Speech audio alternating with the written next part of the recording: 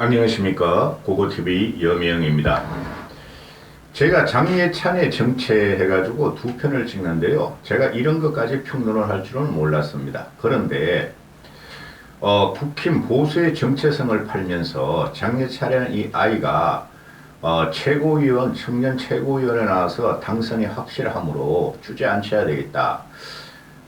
근데 주저앉히기가 대단히 힘들어요. 그럼에도 이런 방송을 하는 것은 제가 이준석 사태 이후에 청년 정치는 죽었다 하고 계속 말씀을 드리고 있고, 청년 정치가 다시 재생을 하려면 10년 이상이 걸릴 것이다 하고 하는 게 고고TV의 생각인데요.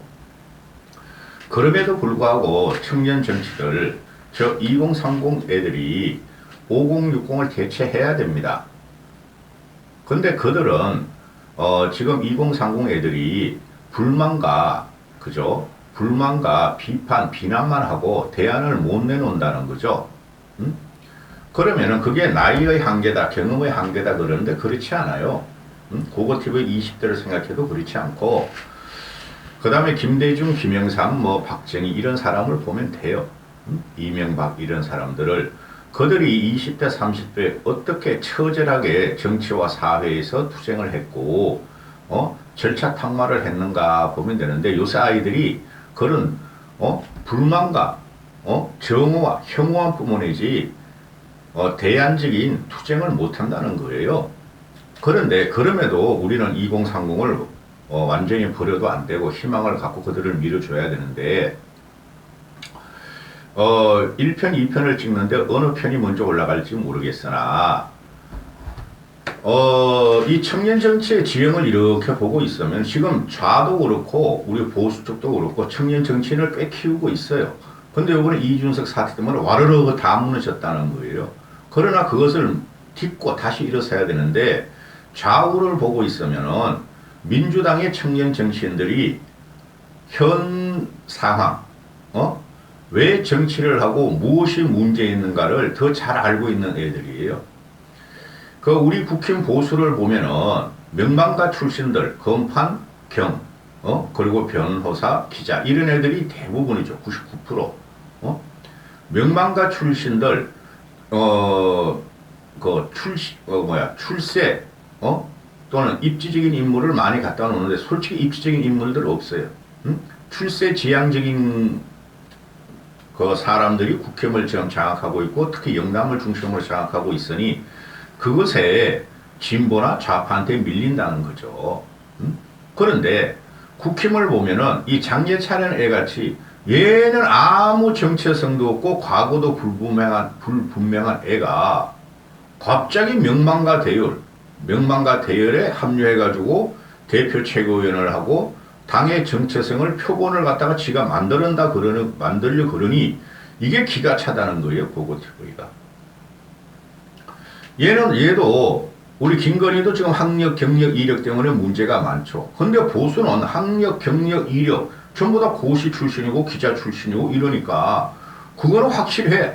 근데 얘는 학력, 경력, 이력이 불분명한 애예요.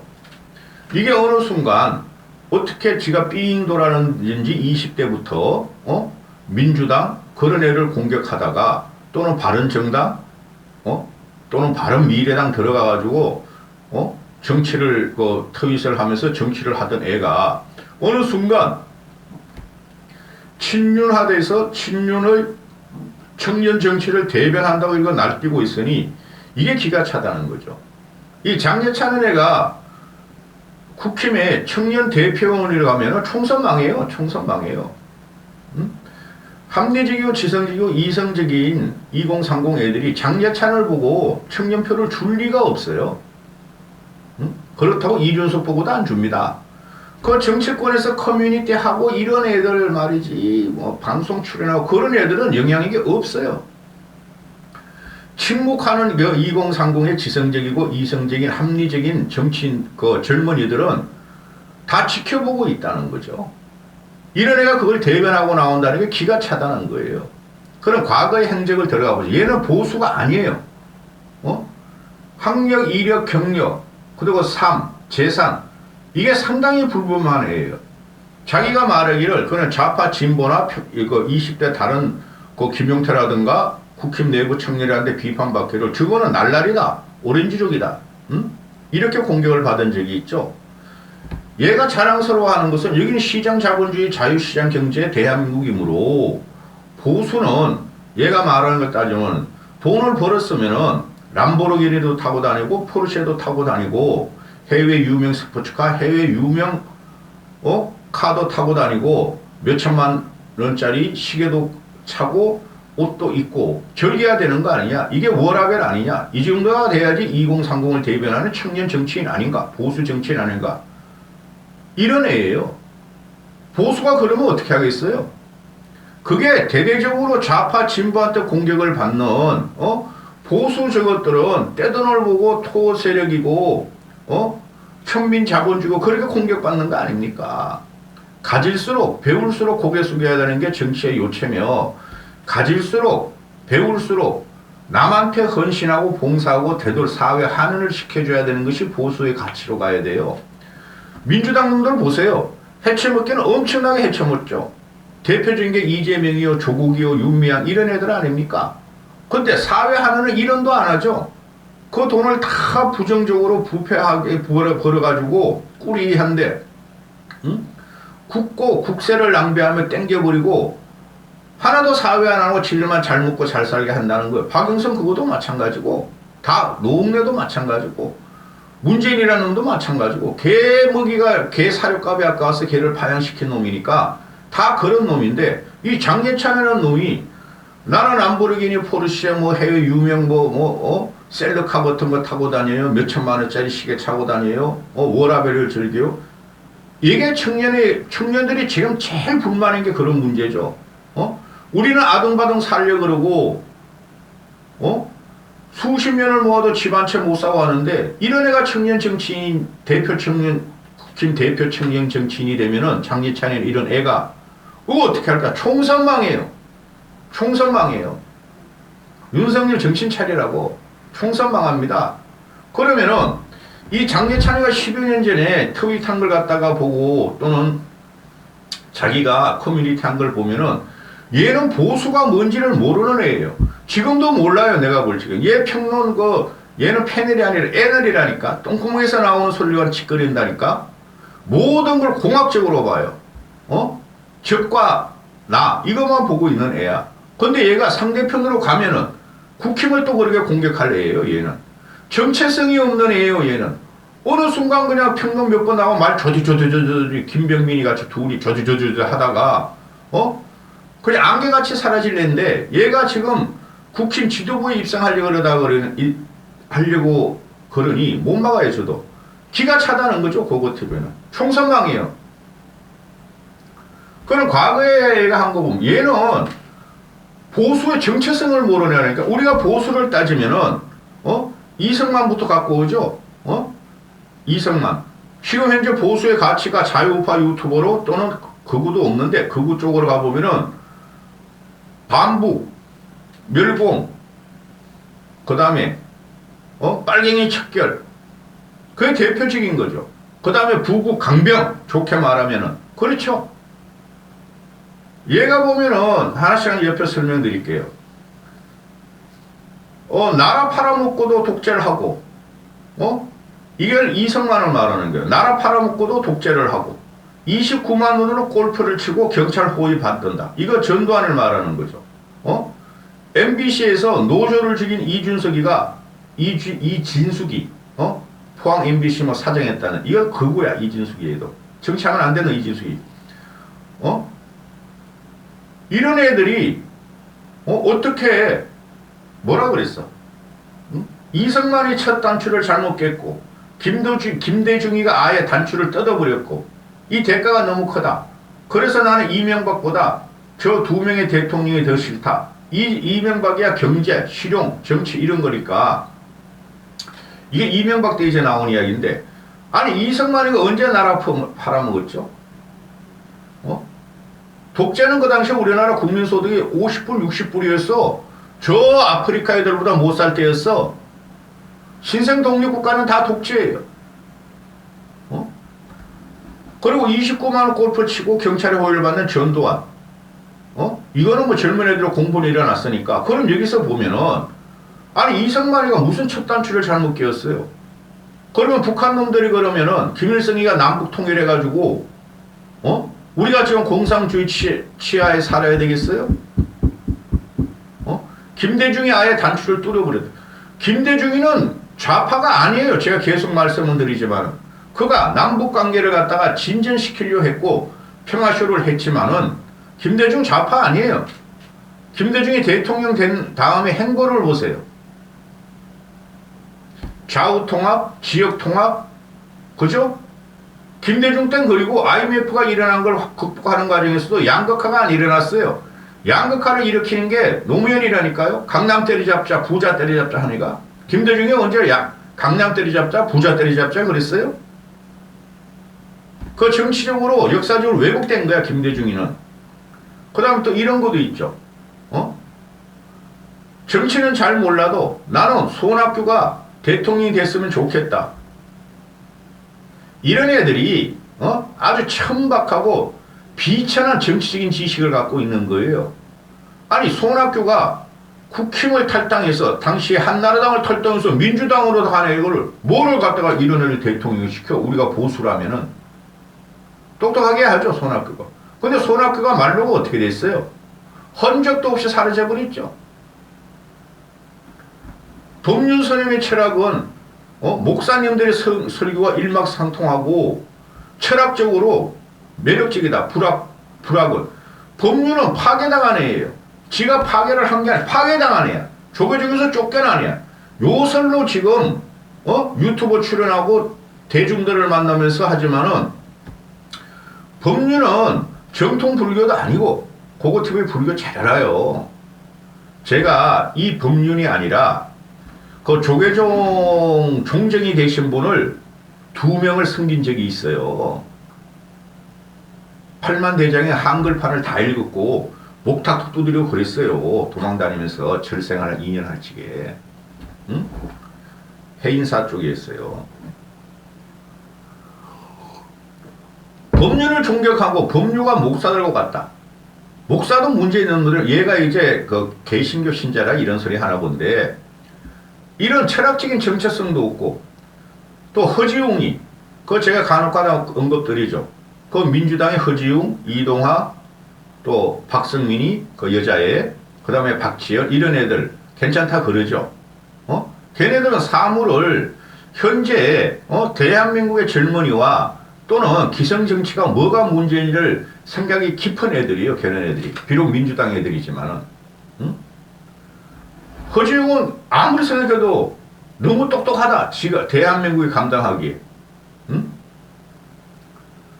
그런데 허지웅 같은 사람이 하필 이 좁고 무식한 바닥에서 글로 먹고 살아야 하다니 너는 왜 여기서 들어왔니?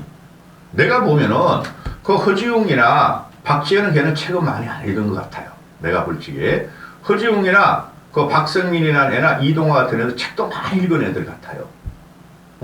근데 이놈아가 말하는 거 보면 책을 진짜 안 읽은 놈이야. 장예찬이라는 애가.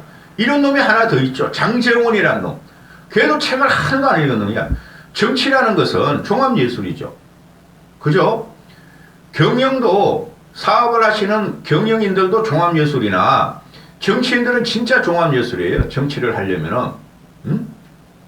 철학, 인문, 사회, 문화의 바탕을 두는 거예요. 그 다음에 정치가 나오는 거예요. 그러니까 이래 단순 무식한 애들이 공학적으로만 보는 정치, 공학적으로만 보고 정치권에 들어와서 정치를 해보하고 공격적으로 가면은, 그래서 정치가 망가지는 거예요. 우리가 그동안 쭉 데리고 있던 대통령들을 보세요. 김영삼이 책을 많이 안 읽은 것 같아. 근데 김대중도 책을 많이 읽고, 이명박은 586 그 당시에 한일 합방, 한일 그 협상 반대하는 6.15, 6 뭐죠? 갑자기 또, 그거 한 거 같고, 책 많이 읽었어요. 이명박도. 그 정도 하려면은. 그 다음에 박정희도, 책도 읽고, 비록 육사 출신이지만은 교육을 받았고, 또, 서예에 관심이 많았고, 김종필도 그랬고, 책을 안 읽은 자들의 말로는, 국민들한테 신망을 못 받아요. 그 책을 읽는다는 것은 20대, 10대에 많이 읽어야 되는 거예요. 10대, 20대에 여러분. 그게 바탕이 되는 거예요. 박근혜가 책을 안 읽는다 그러잖아요. 응? 그 다음에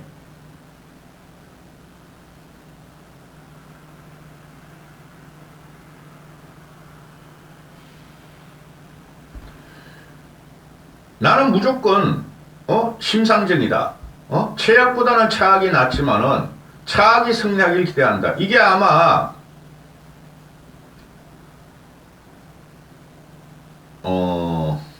문재인보다 심상정이를 갖다가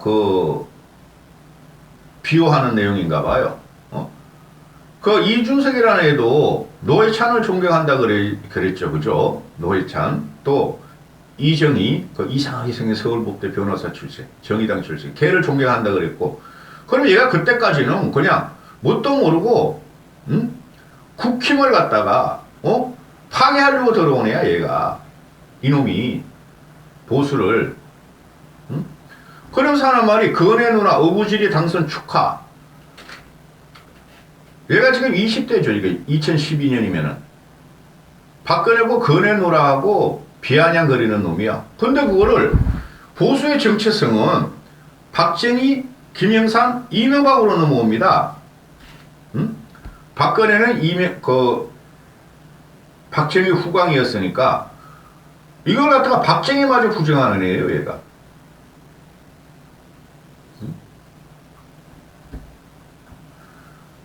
심상정 후보한테 2012년 대선에 투표했을 것입니다.